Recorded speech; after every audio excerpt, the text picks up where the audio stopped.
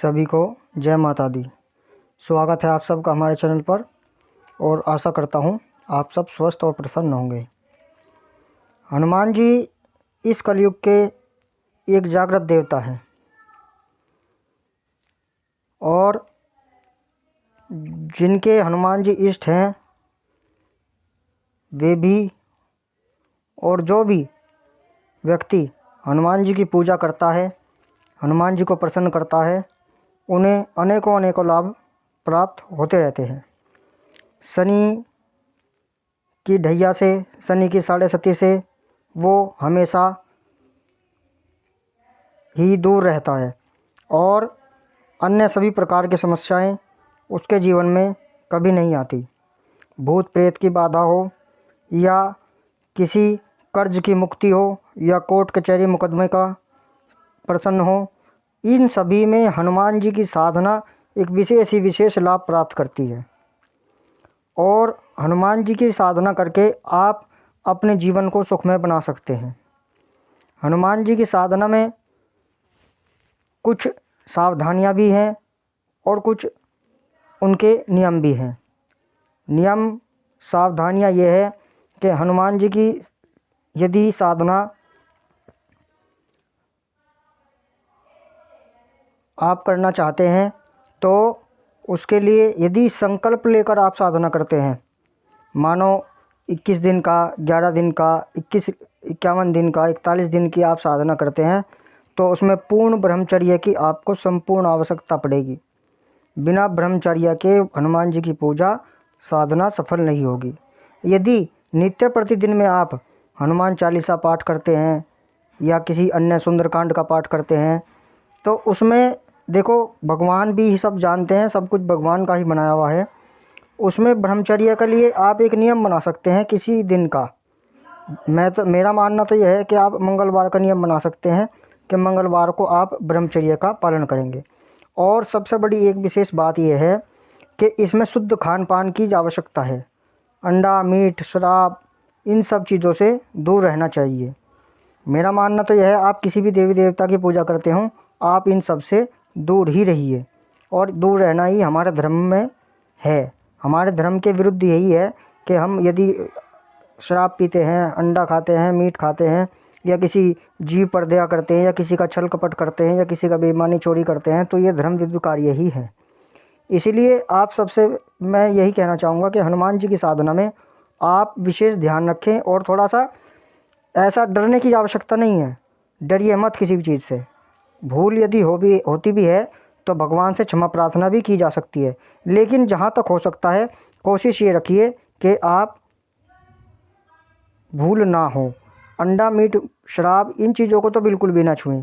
रही बात ब्रह्मचर्य की, तो आप सप्ताह में 1 दिन का ब्रह्मचर्य आप खूब अच्छे से निभा सकते हैं। ऐसी कोई बात नहीं है कि जिसे आप निभा ना सके। बाकी के दिन आपके गृहस्थी के लिए है। गृहस्थी भी ज़रूरी है क्योंकि हम गृहस्थी वाले हैं तो वो भी ज़रूरी है। चलिए आज जानते हैं कि हनुमान जी को प्रसन्न करने के लिए सबसे अच्छा उपाय और शीघ्र प्रसन्नता के लिए क्या करना चाहिए।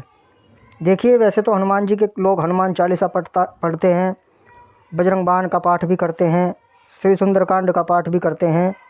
अनेकों अपने अपने विचारों से या अपनी दीक्षा से जो उन्हें प्राप्त हुआ है वो वे करते हैं। सुंदरकांड का जो पाठ है उसमें एक लाइन आती है,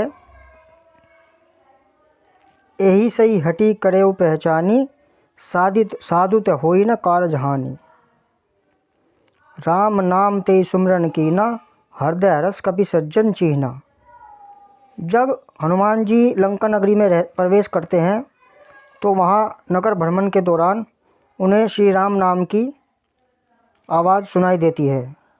तो श्री राम नाम की आवाज़ सुनकर हनुमान जी का मन प्रसन्न हो जाता है और उनका चित्त करता है, उनका मन करता है कि राम नाम ते सुमरन कीना, हृदय हरस कपि सज्जन चीना। कपि सज्जन यानी कि हनुमान जी के मन में एक प्रसन्नता हुई और उनके मन में ये विचार आया, यहाँ जरूर कोई ना कोई सज्जन पुरुष है, यानी कि सात्विक पुरुष है, यानी कोई जो प्रभु को मानता है, प्रभु के चरणों में लीन रहता है, ऐसा पुरुष है। तो हनुमान जी ने कहा, ऐसे ही हटी करेऊ पहचानी, साधु ते होई न कारज हानि।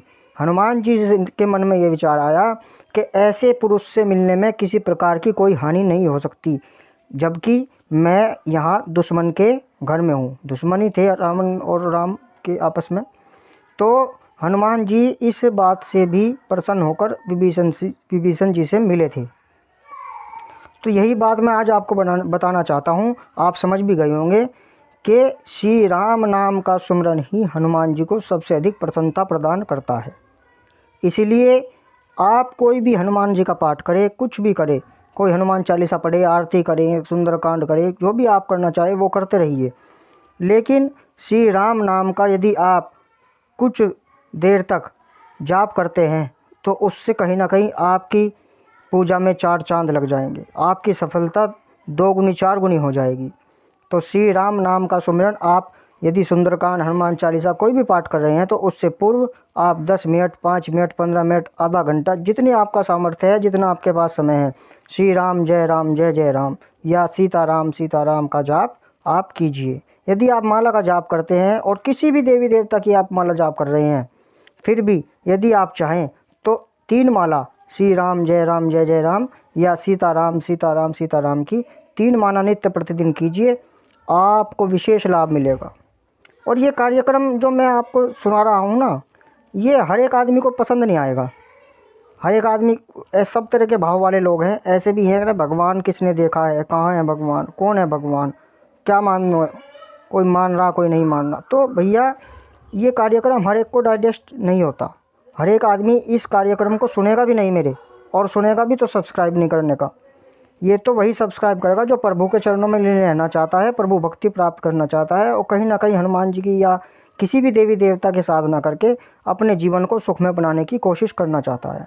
सुखमय बनाना जीवन को केवल भौतिक आवश्यकताओं की पूर्ति ही नहीं है। सुखमय जीवन तभी भी बनता है जब परिवार में सुख हो, परिवार में प्रसन्नता है, परिवार बढ़ रहा है, बच्चे नन्हे मुन्ने खेल रहे हैं और शारीरिक रूप से स्वस्थ हैं, किसी प्रकार की कोई बाधा अड़चन नहीं आ रही है, और यदि आ भी रही है तो उसका तुरंत समाधान भी मिल जाता है और समाधान हो भी जाता है। ऐसे व्यक्ति जिन्हें अपनी समस्याओं के समाधान और जिन्हें अपने जीवन को सुखमय और प्रभु चरणों में, प्रभु की भक्ति में जीवन को व्यतीत करना है, वो इस चैनल से जुड़े रहें और इस चैनल को सब्सक्राइब भी करें।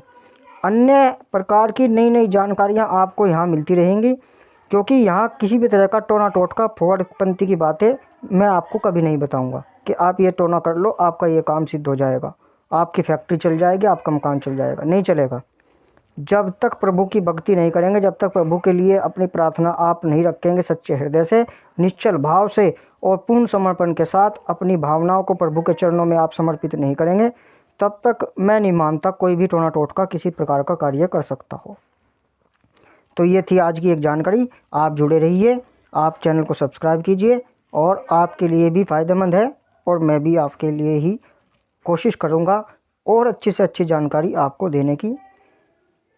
आप अपनी पूजा को बढ़ाइए और लाभ उठाइए, और धर्म के प्रति अपने अडिग रहिए। अपने धर्म में कभी भी किसी प्रकार का आप ये मत कीजिए कि समझौते वाली बात कि करो, चलो आज कर लिया कल नहीं करने के, आज कोई गलत काम कर लिया कल नहीं करने का, आज हम इस चीज़ को खा लेते हैं कल से बंद नहीं, कल से नहीं, आज से, अभी से, तुरंत, अभी बंद है तो बंद है। जिस चीज़ से हमें लाभ मिलता है वो हमें तुरंत शुरू करनी चाहिए, और जिस चीज़ से हम हानि मिलती है वो भी हमें तुरंत ही छोड़ देनी चाहिए। तो मिलते हैं नेक्स्ट वीडियो में, तब तक के लिए जय माता दी।